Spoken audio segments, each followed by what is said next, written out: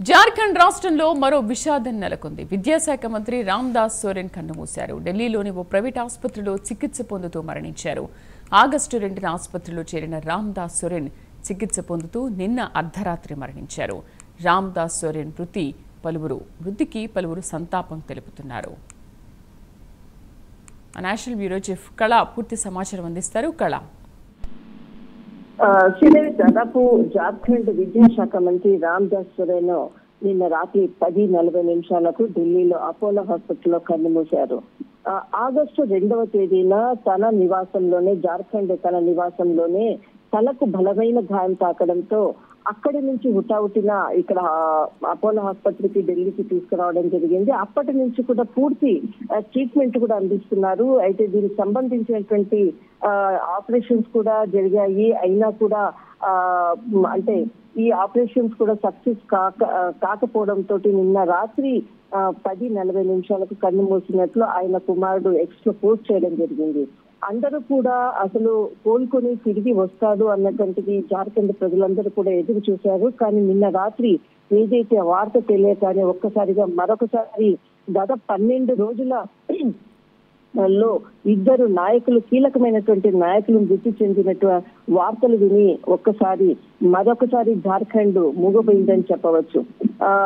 జేఎంఎంకి కీలకమైనటువంటి నేతలు ఒకరు మనకు శిబు సోరెన్ కి సంబంధించినటువంటిది, తర్వాత ఇప్పుడు రామ్దాస్ సోరెన్ కి సంబంధించినటువంటి కీలకమైనటువంటి నేతలను దూరం అంటే ప్రభుత్వానికి అనుకోవచ్చు, ఉద్యమం సమయంలో అనుకోవచ్చు, వీరు ఎన్నో సేవలు చేశారు. అయితే విద్యాశాఖ మంత్రిగా ఆయన గత సంవత్సరము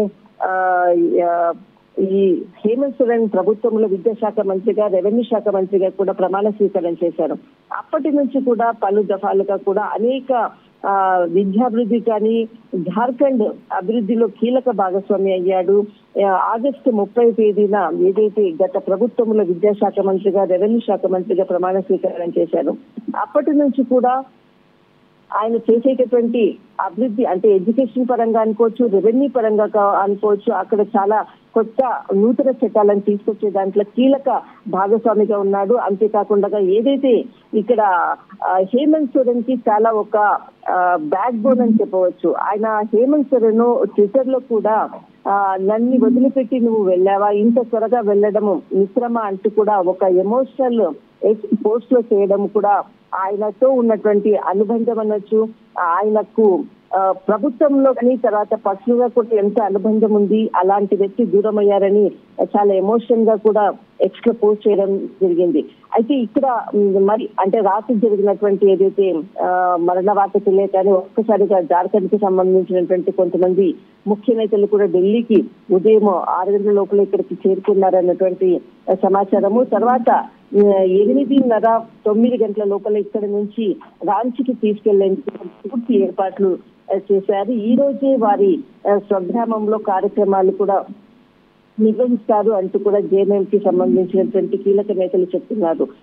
మొత్తం మీద రాత్రి ఏదైతే జరిగినటువంటి వార్తలతో మరొకసారి జార్ఖండ్ మాత్రము రాష్ట్ర ప్రజలందరూ కూడా శోకతప్త హృదయంతో ఆయన కొరకు అంతిమ వీడుకోలు చూడాలి అన్నటువంటి ప్రజలందరూ కూడా ఎదురు చూస్తున్నారు.